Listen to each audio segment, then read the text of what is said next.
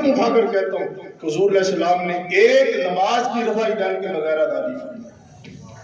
تو جب وہ اس مسئلے میں اپنے موقف میں اتنے شدید ہیں تو ہمیں یہ بطور سائل حق ہے کہ ہم ان سے مکمل دعویٰ کے مطابق ان سے دلیل کو طلب کریں۔ یہ ابتدائی گفتگو آپ ذہن نشین فرمائیں گے۔ دوسری بات، رفع الیدین کے بارے میں یہ موجودہ غیر مقلدین اور ان کے پہلے بزرگ ان میں کچھ تضاد ہے۔ ان میں اتنی شدت نہیں تھی جتنی ان میں ہے۔ یہ میرے پاس ہے فتاوی نظیریہ، نذیر حسین دہلوی کا، غیر مقلدین اس کو شمس العلماء کا لقب دیتے ہیں، یعنی ان کا یہ کوئی ایرا غیرہ بندہ نہیں ہے، ان کا بہت بڑا محدث اور پتہ نہیں کیا اس کو کہتے ہیں۔ یہ فتاوی نظیریہ میرے پاس جلد اول ہے اور اس کا صفحہ ہے میرے پاس 441 اور یہ جناب چھپا ہوا ہے مکتبہ ثنائیہ کا۔ تو یہ آپ کے پاس ہونا چاہیے، یہ 3 جلدوں میں ہے، میرے پاس یہ 1 جلد ہے۔ تو اس کے 441 صفحہ پر یہ نذیر حسین دہلوی صاحب لکھتے ہیں، علماء حقانی پر پوشیدہ نہیں ہے کہ رکوع میں جاتے وقت اور رکوع سے اٹھتے وقت رفع یدین کرنے میں لڑنا جھگڑنا تعصب اور جہالت سے خالی نہیں ہے، کیونکہ مختلف اوقات میں رفع یدین کرنا اور نہ کرنا دونوں ثابت ہیں۔ نذیر حسین دہلوی کیا کہتے ہیں کہ مختلف اوقات میں رفع الیدین کرنا اور نہ کرنا دونوں ثابت ہیں۔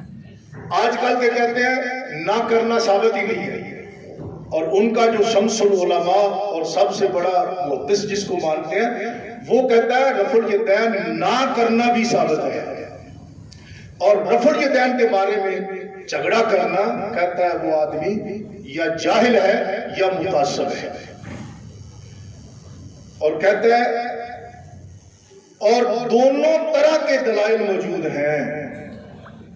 کہتا ہے کہ رفع یدین کرنا اور نہ کرنا دونوں طرح ثابت ہے اور دونوں طرح کے دلائل موجود ہیں۔ اور آج کل کے کیا کہتے ہیں کہ رفع یدین ترک کے دلائل نہیں ہیں۔ نذیر حسین دہلوی صاحب کہتے ہیں کہ ترک بھی ثابت ہے اور ترک کے دلائل بھی ثابت ہے۔ یہ نذیر حسین دہلوی کا فتاوی نظیریہ، یہ بڑا بہترین حوالہ ہے۔ اچھا، یہ ہے المحلہ بالآثار ابن حزم اندلسی، یہ بھی غیر مقلد تھا اور غیر مقلدین کے نزدیک اس کا پایہ بہت بلند ہے۔ یہ دوسرا جلد ہے میرے پاس اور یہ صفحہ ہے 265۔ اس میں کہتا ہے فلما صح انه علیہ السلام کان یرفع فی کل خفض و رفع بعد تکبیرۃ الاحرام ولا یرفع، کہتا ہے یہ بات صحیح ہے کہ نبی پاک علیہ السلام ہر اونچ نیچ میں رفع یدین کرتے تھے، ولا یرفع اور نہیں بھی کرتے تھے، یعنی کرنا بھی ثابت ہے اور نہ کرنا بھی ثابت ہے۔ کانا کل ذالک مباحا لا فرض، وہ کہتا ہے یہ ضروری نہیں ہے رفع یدین کرنا، مباح ہے، مباح۔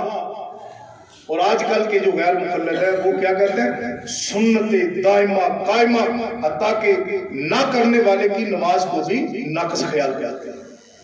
اور ان کا بزرگ کیا کہتا ہے، کہتا ہے کانا کل ذالک مباحا، یہ کرنا یا نہ کرنا کہتا دونوں مباح ہے۔ وَقَانَ لَنَا أَن نُصَلِّيَ كَذَلِكَ فَإِن رَفَعْنَا صَلَّيْنَا كَمَا كَانَ رسول اللہ صلی اللہ علیہ وسلم يُصَلِّي، کہتا ہے اگر ہم نے رفع یدین کر کے نماز پڑھی تو حضور علیہ السلام کی طرح نماز پڑھی، وَإِن لَمْ نَرْفَعْ فَقَدْ صَلَّيْنَا كَمَا كَانَ عَلَيْهِ السَّلَامُ يُصَلِّي، اور اگر ہم نے رفع یدین کے بغیر نماز پڑھی تو اسی طرح نماز پڑھی جس طرح حضور علیہ السلام نے نماز پڑھی ہے۔ یہ بہت بڑی گواہی ہے غیر مقلدین کا، جو معتمد محدث ہے علامہ ابن حزم، اس نے یہ گواہی دی ہے کہ جو لوگ رفع الیدین کے بغیر نماز پڑھتے ہیں وہ اسی طرح نماز پڑھتے ہیں جس طرح حضور علیہ السلام نے نماز پڑھی۔ اب تیسری بات کہ رفع الیدین کے ترک کے دلائل ہیں یا نہیں۔ اب اس کے میں دو حصے کروں گا۔ پہلا، آپ توجہ کے ساتھ یہ ذہن نشین فرمائیں گے، اور یہ پہلو بڑا اہم پہلو ہے کہ صحیح بخاری شریف میں امام بخاری رضی اللہ تعالیٰ عنہ نے 2 صحابہ سے 5 روایات رفع الیدین کی بیان فرمائی۔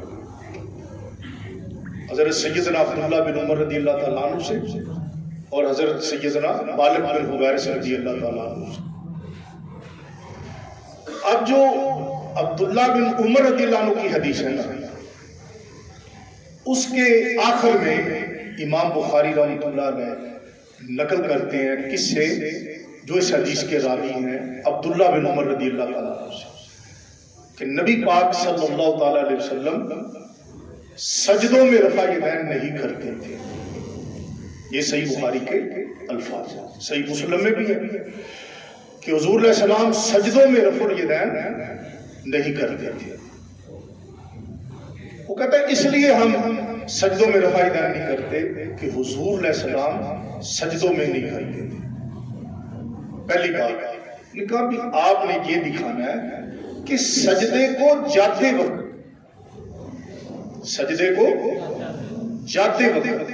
سجدہ سے سر اٹھاتے وقت کی نفی، اور یہ جو نفی ہے یہ 2 سجدوں کے درمیان کی نفی ہے۔ ولا یرفع بین السجدتین، کہ حضور علیہ السلام 2 سجدوں کے درمیان رفع الیدین نہیں کرتے تھے۔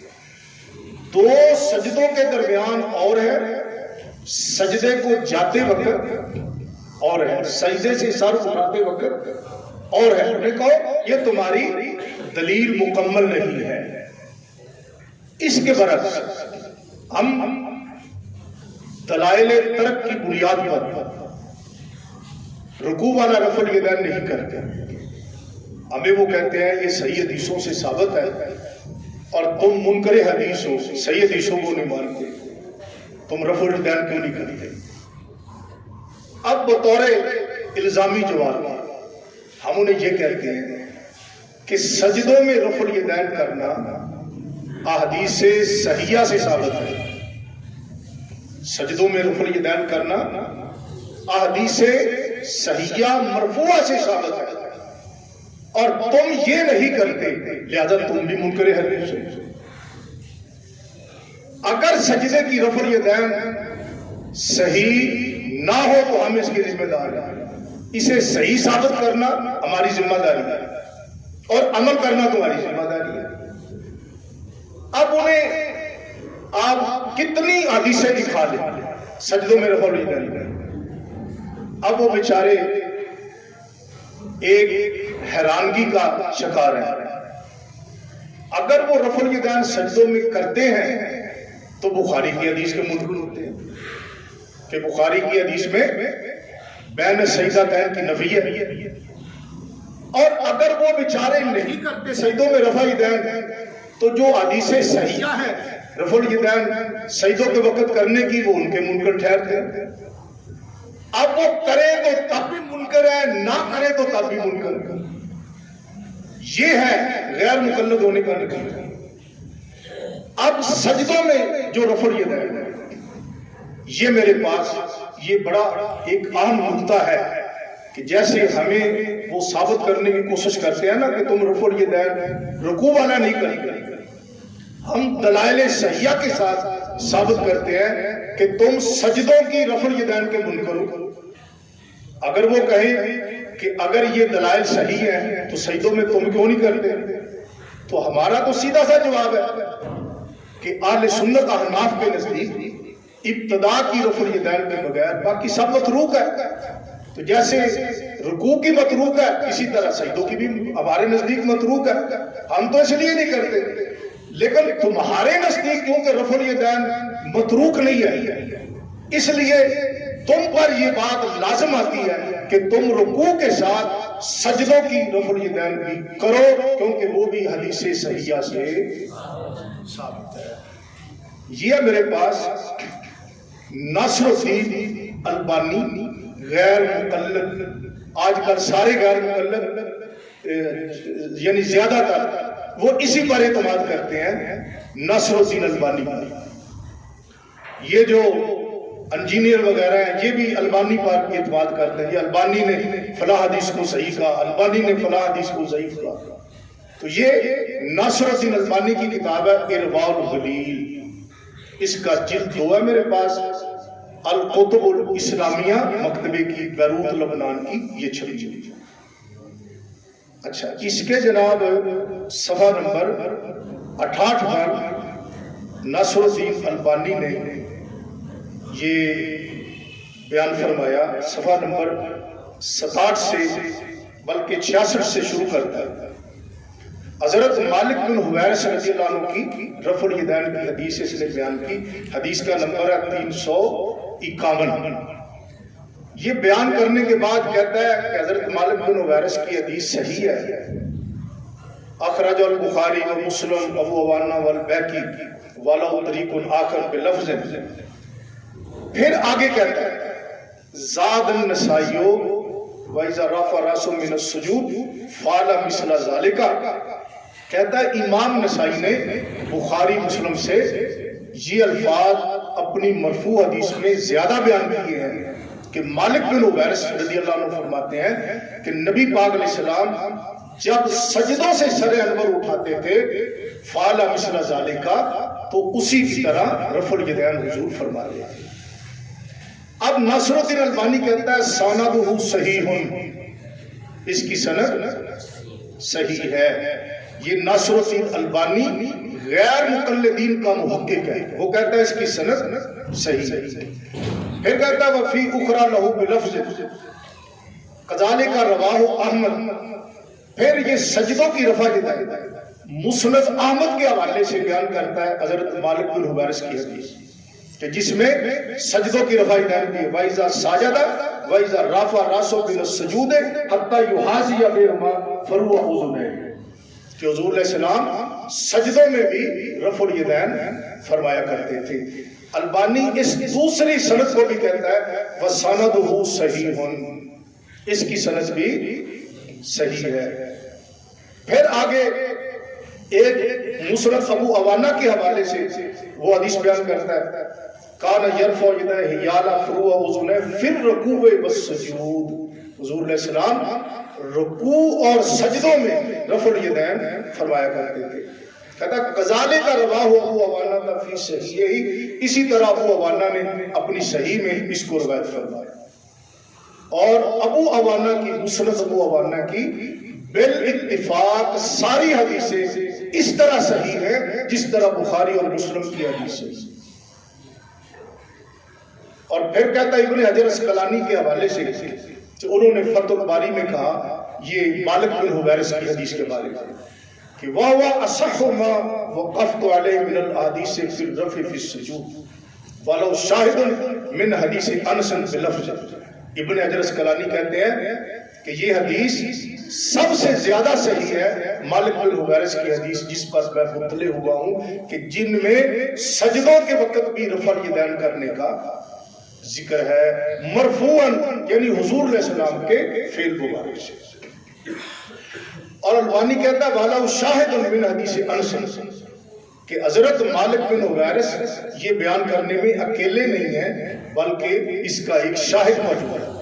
حضرت انس بن مالک صحابی رضی اللہ عنہ آپ فرماتے ہیں کہ ان النبی صلی اللہ علیہ وسلم کان یرفع یدیہ فی الرکوع والسجود، کہ نبی پاک علیہ السلام سجدوں میں اور رکوع میں رفع الیدین فرماتے تھے. رواہ ابن ابی شیبہ باسناد صحیح. ناصر الدین البانی کہتا ہے اس کی سند بھی صحیح ہے کہ مالک بن حویرث رضی اللہ تعالیٰ عنہ سے مرفوعاً ثابت ہے کہ حضور علیہ السلام سجدوں میں رفع یدین بھی کرتے تھے۔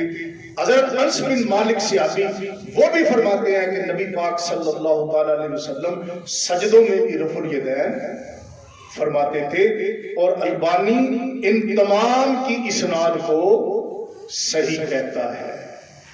اب خلاصہ یہ ہے، انہیں کہو کہ تمہارا محقق، تمہارا محدث کہتا ہے کہ سجدوں میں رفع الیدین کرنے کی مرفوع حدیث وہ صحیح حدیث ہے، ان کی اسناد صحیح ہے، تو پھر تم بھی سجدوں کا رفع الیدین نہ کر کے تم بھی منکر حدیث ہو، اور جو جواب تم سجدے کی رفع الیدین کے بارے دو گے وہی جواب ہماری طرف سے رکوع کی رفع الیدین کا سمجھ لو۔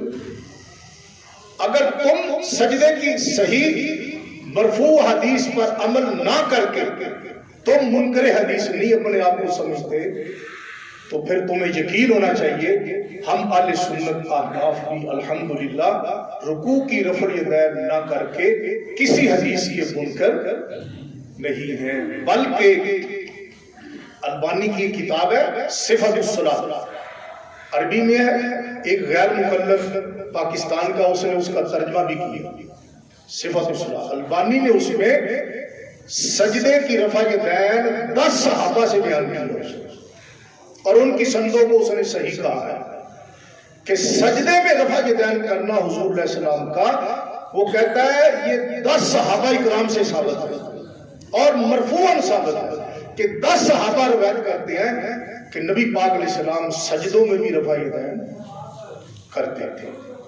تو اگر تمہارا حدیث صحیحہ پر عمل ہے تو پھر تمہیں سجدوں میں بھی رفع الیدین کرنا چاہیے، اور اگر تم سجدوں میں رفع الیدین نہیں کرتے تو پھر کس منہ سے کہتے ہو کہ ہمارا حدیث پر عمل ہے؟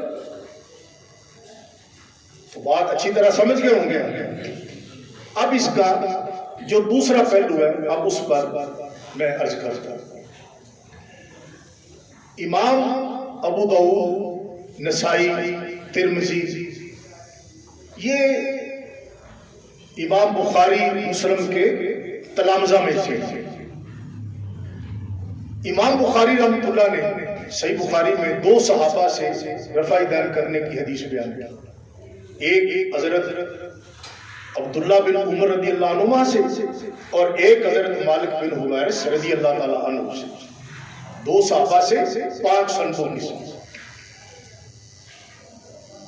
اب یہاں امام نسائی رحمۃ اللہ علیہ وہ کوئی 5ویں جماعت کے اسٹوڈنٹ تو نہیں تھے، وہ تو بلکہ بعض محدثین کہتے ہیں کہ حدیث قبول کرنے میں امام نسائی کی جو شرائط ہیں وہ بخاری مسلم سے بھی زیادہ کڑی شرائط کی ہوئی۔ بعض محدثین نے ان کے بارے میں یہ بھی کہا کہ ایسے راوی جن سے بخاری مسلم نے احتجاج کیا، یعنی دلیل پکڑی، نسائی کئی ایسے راوی ہیں کہ ان کی حدیث سے دلیل نہیں پکڑتے، انہیں ضعیف سمجھتے۔ اب امام نسائی رحمۃ اللہ علیہ اپنے دور کے امام المحدثین، اب انہوں نے بخاری شریف والی دونوں حدیث لائی، حضرت عبداللہ بن عمر والی بھی اور حضرت مالک بن حویرث والی بھی۔ امام نسائی رحمۃ اللہ علیہ باب باندھتے ہیں اور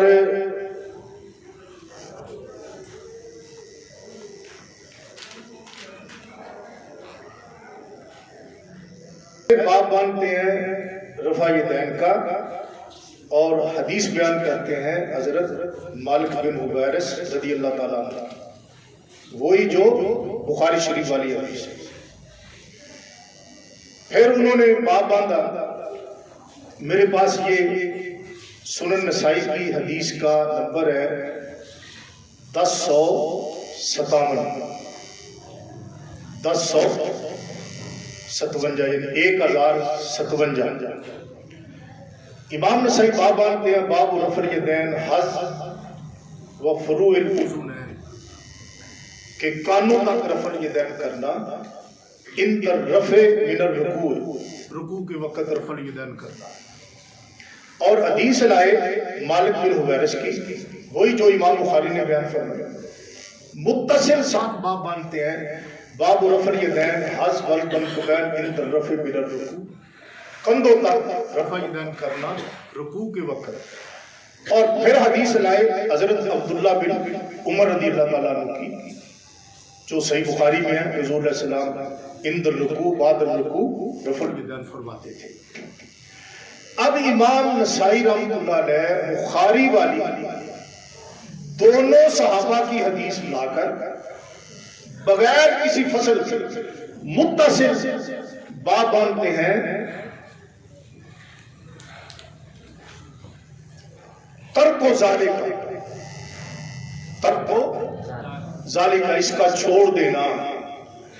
اب امام نسائی، یہ بات بڑی قابل توجہ ہے کہ امام نسائی رحمۃ اللہ علیہ وہ امام اعظم ابو حنیفہ رحمۃ اللہ کے شاگردوں میں نہیں ہے براہ راست، امام اعظم رضی اللہ عنہ کے تلامذہ میں نہیں ہے، اور نہ ہی حنفی المذہب ہے، بلکہ امام ابن اسیر نے جامع الاصول میں پہلے جلد میں امام نسائی کے بارے میں لکھا ہے کہ آپ شافعی المذہب تھے۔ امام نسائی رحمۃ اللہ علیہ شافعی المذہب ہونے کے باوجود اور بخاری مسلم کے شاگرد ہونے کے باوجود انہوں نے ترک کا باب باندھا، کیونکہ ترک کے دلائل اتنے روشن ہیں کہ جو شافعی محدثین ہیں انہوں نے بھی وہ بیان کیا۔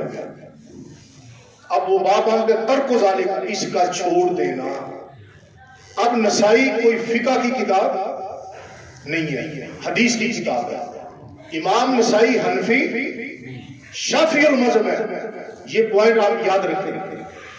امام نسائی رحمۃ اللہ بخاری والی دونوں حدیثیں لا کر اب نیچے بغیر کسی فصل کے متصل باب باندھتے ہیں ترک و ذالک، اس کا چھوڑ دینا۔ نیچے حدیث لائے سکہ اور پکی سند کے ساتھ کہ عبداللہ بن مسعود رضی اللہ تعالیٰ عنہ نے فرمایا، کیا میں تمہیں رسول اللہ صلی اللہ علیہ وسلم کی نماز کی خبر نہ دوں؟ آپ نے نماز پڑھی، رفع الیدین پہلی مرتبہ کیا، پھر دوبارہ نہیں کیا، اور فرمایا کہ یہ رسول اللہ صلی اللہ علیہ وسلم کی نماز ہے۔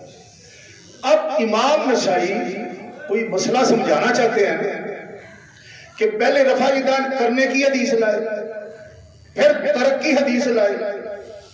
اب جب امام نسائی رحمۃ اللہ یہ باب باندھ رہے تھے تو ترک کا باب باندھتے وقت انہوں نے یقیناً اس پہ غور و خوض کیا ہوگا، انہوں نے غور و فکر کیا ہوگا، اس کے بعد انہوں نے ترک کا باب باندھا ہوگا۔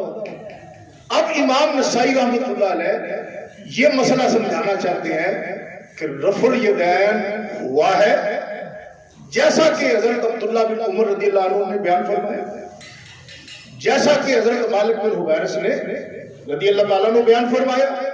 پھر باب ترک و ذالک، اس کا چھوڑ دینا۔ اور عبداللہ بن مسعود رضی اللہ عنہ کی حدیث لائے کہ نبی پاک علیہ السلام کی نماز کی خبر دی عبداللہ بن مسعود نے، اور کہا کہ یہ حضور کی نماز ہے، اور انہوں نے عبداللہ بن مسعود نے پہلی بار رفع الیدین کیا، پھر دوبارہ نہیں کیا۔ اس حدیث کے ساتھ امام نسائی رحمۃ اللہ رفع الیدین کو کا ترک ثابت فرماتے ہیں۔ اب ایک مسئلہ اس سے یہ ثابت ہوا کہ یہ حدیث امام نسائی کے نزدیک صحیح ہے۔ اگر یہ حدیث امام نسائی کے نزدیک صحیح نہ ہوتی تو آپ اس سے دلیل نہ پکڑتے۔ دوسری بات، امام نسائی نے پہلے کتاب لکھی تھی، اس کا نام ہے السنن الکبریٰ، وہ 7 جلدوں میں۔ آپ کے شاگردوں نے سوال کیا کہ اس سنن الکبریٰ میں کیا آپ نے ساری حدیثیں صحیح لکھی ہیں؟ تو آپ نے فرمایا نہیں، اس میں ہر قسم کی حدیث ہے۔ تو شاگردوں نے کہا آپ ایسی کتاب لکھیں جن میں صرف صحیح حدیث۔ تو پھر امام نسائی نے اس کتاب کو لکھا جس کو ہم آج سنن نسائی کے نام سے یاد کرتے ہیں۔ اصل اس کا نام ہے المجتبی، کہ اس سنن الکبریٰ سے چنی ہوئی جو صحیح حدیث ہے وہ امام نسائی رحمۃ اللہ نے اس میں بیان کیا۔ تو امام نسائی رحمۃ اللہ علیہ اس حدیث کو صحیح سمجھتے ہیں اور اس سے ترک پر استدلال فرماتے ہیں۔ جو بات امام نسائی نے فرمائی یہی بات ہم احناف کہتے ہیں کہ رفع الیدین ہوا ہے، لیکن اس کا دوام ثابت نہیں، اس کی ہمیشگی ثابت نہیں، ہوا ہے پھر متروک ہے پھر چھوڑ دیا۔ اب امام مسلم رحمۃ اللہ علیہ انہوں نے تھوڑا سا مسئلہ زیادہ بیان کیا، انہوں نے 3 صحابہ سے رفع الیدین کی حدیثیں بیان کی، 2 یہی بخاری شریف والے اور تیسرے حضرت وائل بن حجر رضی اللہ تعالیٰ۔ امام مسلم رحمۃ اللہ نے حضرت عبداللہ بن عمر، حضرت مالک بن حویرث اور حضرت وائل بن حجر رضی اللہ تعالیٰ عنہ سے 3 صحابہ سے حدیث بیان کی۔ امام بخاری نے 2 صحابہ سے اور حضرت امام مسلم نے 3 صحابہ سے۔ اب امام نسائی رحمۃ اللہ علیہ پھر آگے جا کر پھر باب باندھتے ہیں اور تینوں حدیثیں لاتے ہیں، حضرت وائل بن حجر کی بھی، حضرت مالک بن حویرث کی بھی، حضرت عبداللہ بن عمر کے تینوں حدیثیں لا کے پھر باب باندھتے ہیں اور رخصت فی ترک ذالک، پھر ترک کا باب باندھتے ہیں۔ مسلم والی تینوں حدیثیں لا کر پھر باب باندھتے ہیں اور رخصت فی ترک ذالک، کہ اس کے ترک میں رخصت ہے، کہ اس کا ترک ثابت ہے کہ یہ رفع الیدین متروک ہے۔ پھر عبداللہ بن مسعود کی حدیث لائے کہ عبداللہ بن مسعود نے فرمایا صحابہ اور تابعین کو، کیا میں تمہیں رسول اللہ صلی اللہ علیہ وسلم کی نماز کی خبر نہ دوں؟ تو آپ نے نماز پڑھی، رفع الیدین پہلی بار کیا۔ پھر اب بخاری والی دونوں حدیثوں کے بعد بھی ترک کا باب باندھا، مسلم کی تینوں حدیثوں کو لا کر پھر ترک کا باب باندھا۔ کس نے؟ شافعی المذہب امام نسائی رحمۃ اللہ علیہ۔ اب امام نسائی رحمۃ اللہ کیا مسئلہ سمجھانا چاہتے ہیں؟ رفع الیدین کا باب باندھا، پھر ترک کا، پہلے بخاری کی حدیث لائے، پھر مسلم کی حدیث لائے، پھر ترک کا باب باندھا۔ اب وہ یہ مسئلہ سمجھانا چاہتے ہیں کہ رفع الیدین یہ ایک ایسا مسئلہ ہے جو پہلے ہوتا رہا، بعد میں ترک کر دیا گیا۔ اب ماننے کے لیے تو ایک دلیل ہی کافی ہوتی ہے، لیکن مخالفین یہ پراپیگنڈا کرتے ہیں کہ ان کے پاس دلائل نہیں ہے۔ پہلی بات یہ سنن ابو داؤد شریف جو ہے نا، اچھا اس میں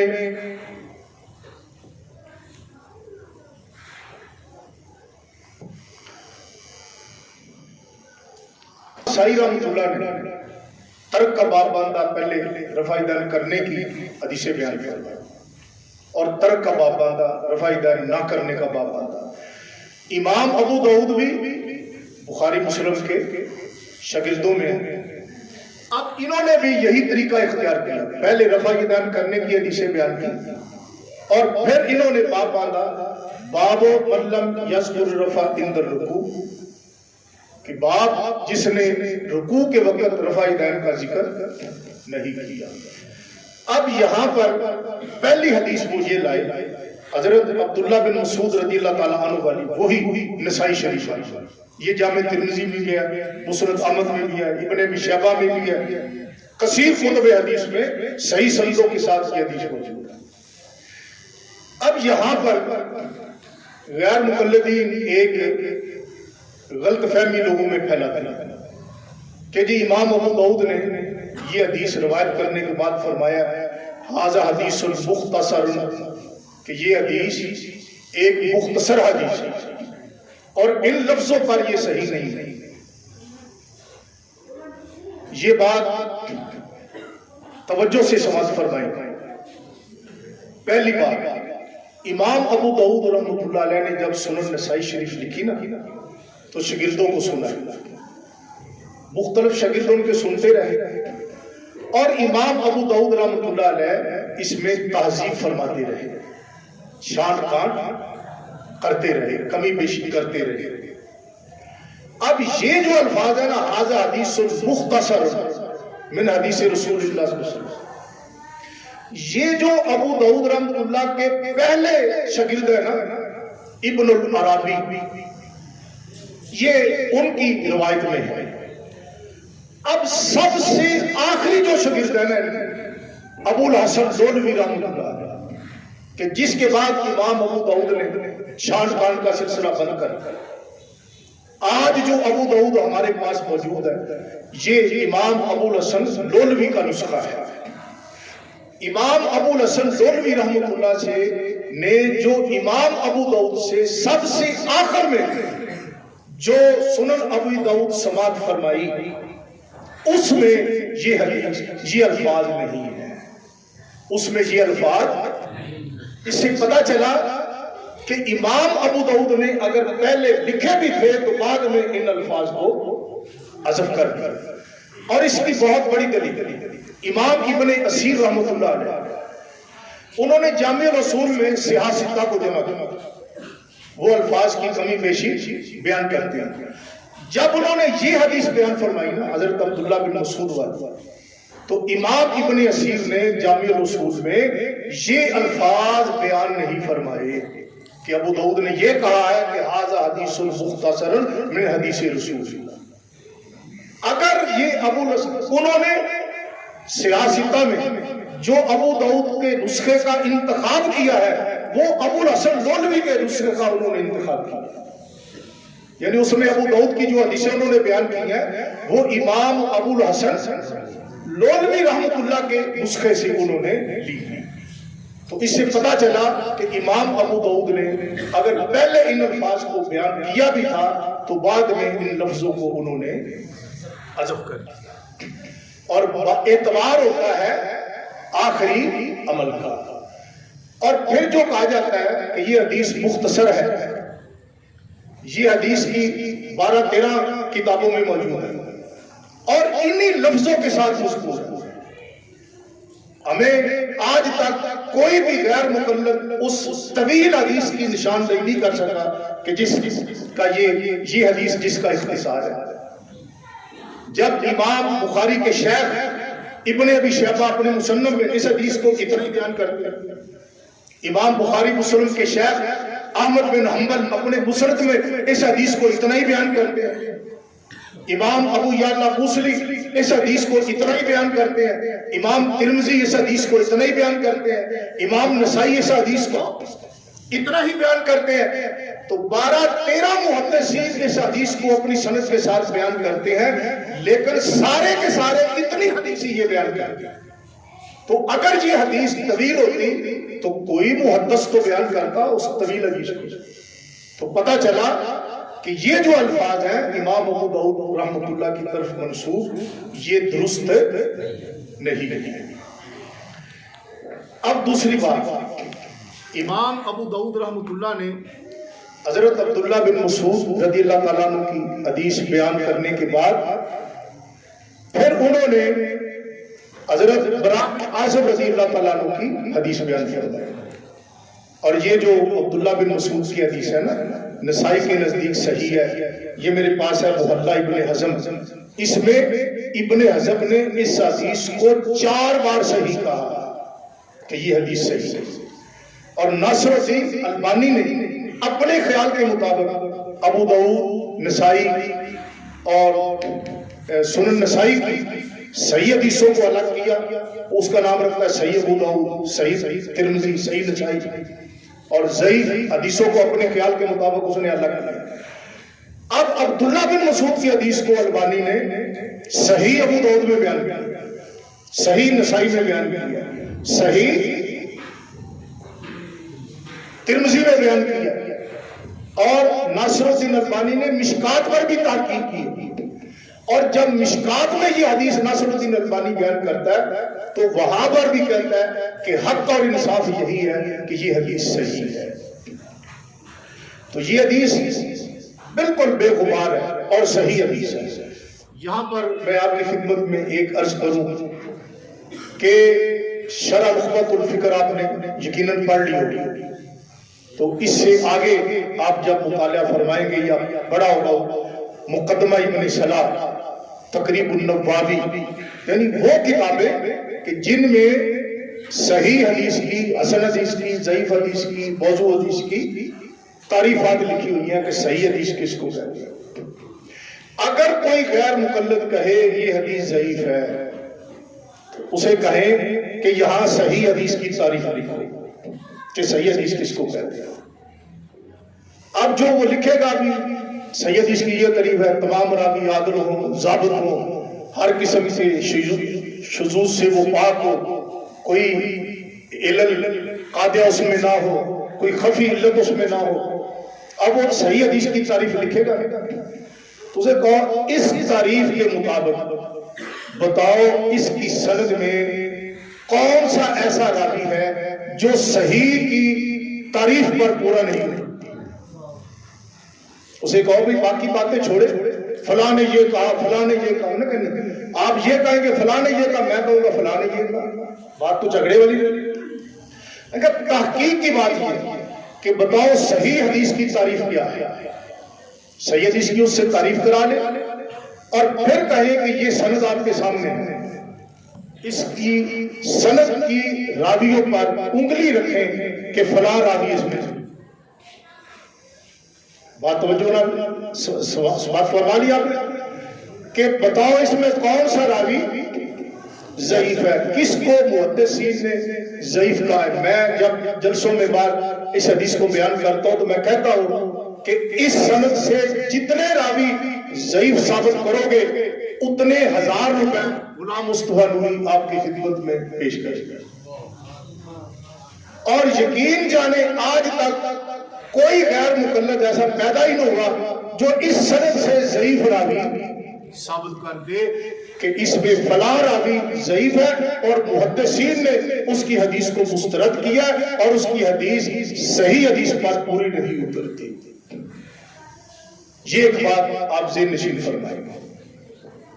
لو جی آگے دوسری بات، امام ابو داؤد رحمۃ اللہ نے ابو داؤد کے مقدمے میں چھوٹا سا مقدمہ انہوں نے لکھا اوپر میں، اس میں فرماتے ہیں کہ میں اپنی سنن میں جو حدیث نقل کروں گا اگر اس میں کوئی ضعف ہوگا تو میں اسے بیان کروں گا، اگر کوئی راوی ضعیف ہوگا تو اس کا ضعیف ہونا بیان کروں گا، اور جس پر میں سکوت اختیار کروں وہ حدیث صحیح ہوگی یا حسن ہوگی یا صالح الاحتجاج ہوگی، وہ دلیل پکڑنے کے لائق ہے۔ امام ابو داؤد رحمۃ اللہ نے عبداللہ بن مسعود کی حدیث پر کوئی کلام، کسی راوی کا ضعف بیان نہیں فرمایا۔ پتہ چلا امام ابو داؤد کے نزدیک بھی یہ حدیث صحیح حدیث ہے۔ اس کے بعد امام ابو داؤد نے حضرت براء بن عازب صحابی رضی اللہ عنہ کی حدیث کو 2 سندوں کے ساتھ بیان فرمایا۔ پہلی سند پر امام ابو داؤد خاموش ہے، پہلی سند پر ابو داؤد خاموش ہے، انہوں نے حدیث بیان کی حضرت براء بن عازب رضی اللہ تعالیٰ عنہ سے، حدثنا محمد بن الصباح بزاز حدثنا شریک عن یزید بن ابی زیاد عن عبد الرحمن بن ابی لیلہ عن البراء ان رسول اللہ صلی اللہ علیہ وسلم، براء بن عازب نے فرمایا، کان اذا افتتح الصلاۃ رفع یدیہ الی قریب من اذنیہ، کہ رسول اللہ صلی اللہ علیہ وسلم جب نماز شروع فرماتے تو اپنے مبارک کانوں کے قریب اپنے ہاتھ مبارک لے جاتے، ثم لا یعود، پھر دوبارہ حضور رفع الیدین نہیں فرماتے۔ اب امام ابو داؤد رحمۃ اللہ یہ سند بیان کرنے کے بعد بالکل خاموش ہیں، انہوں نے نہ تو یہ فرمایا کہ اس کی سند میں فلاں راوی ضعیف ہے اور یہ روایت ضعیف ہے، یہ صحیح نہیں ہے، اس کے بعد بالکل خاموش ہے امام ابو داؤد رحمۃ اللہ۔ اب اس سے جو اگلی روایت ہے یہ روایت ہے 749، اور اس سے جو اگلی روایت ہے 750، اب اس کو امام ابو داؤد رحمۃ اللہ ایک اور سند سے بیان کرنے کے بعد کہتے ہیں حدثنا عبداللہ ابن محمد الزہری حدثنا سفیان عن یزید نحو حدیث شریف لم یکن ثم لا یعود۔ وہ کہتے ہیں کہ اس حدیث کو یزید بن ابی زیاد سے شریک نے بھی بیان کیا ہے، لیکن انہوں نے لا یعودو بیان نہیں کیا، باقی ساری حدیث بیان کی۔ اچھا پھر کہتے ہیں قال ابو داؤد روا ھذا الحدیث حشیم و خالد وابن ادریس ان یزید لم یذکر ثم لا یعود، کہ یزید بن ابی زیاد سے اس روایت کو حشیم نے بھی روایت کیا، خالد نے بھی، اور عبداللہ بن ادریس نے، کسی نے بھی اس میں لا یعودو کے لفظ نہیں کہے، الا قریب من اذنین تک الفاظ کہے۔ اچھا اب حشیم، خالد، عبداللہ بن ادریس، ابو داؤد کہتے ہیں کہ انہوں نے اس حدیث کو بیان، ان لفظوں کو بیان نہیں کیا۔ امام ابو داؤد کے علم میں یہ بات ایسے ہی تھی، لیکن یہاں پر ایک دلیل پیش کرنے سے پہلے ایک عرض کرنا ضروری ہے۔ اس حدیث میں